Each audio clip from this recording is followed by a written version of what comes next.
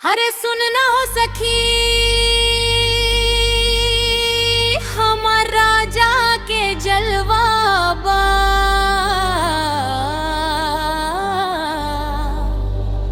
जिला हिलेला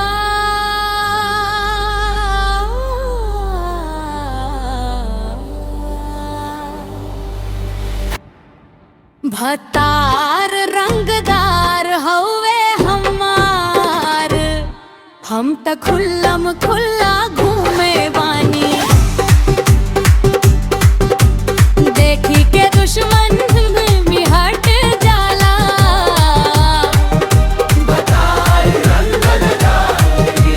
रंगदार बानी।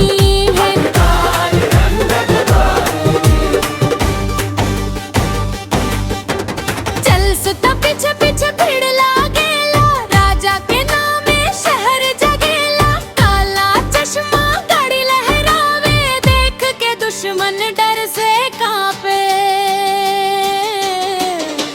हमरो दिलवा ओही पे हारल, पूरा इलाका ओकरा पे मारल। जहिया से बननी राजा के रानी, बढ़ गइल हमरो कहानी।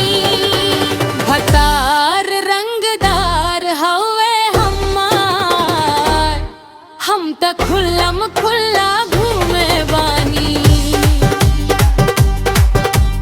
देखी के दुश्मन में विराज जा,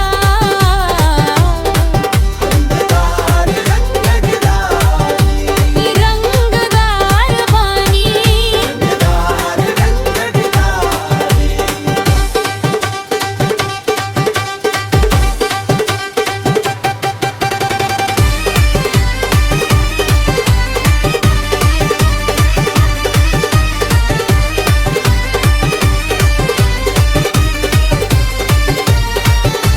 स्कॉर्पियो में राजा जब आवे, गली मोहल्ला देखे रह जावे। कमर पे रखेला हाथ हो, लगेला पूरा बादशाह हो।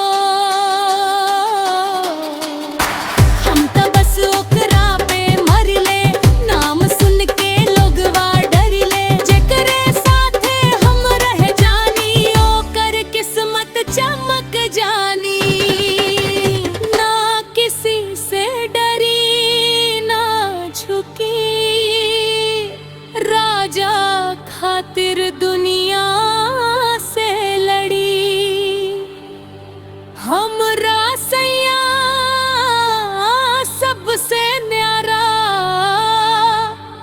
पूरा जिला कहे दुलारा। भतार रंगदार हवे हमार, हम त खुल्लम खुल्ला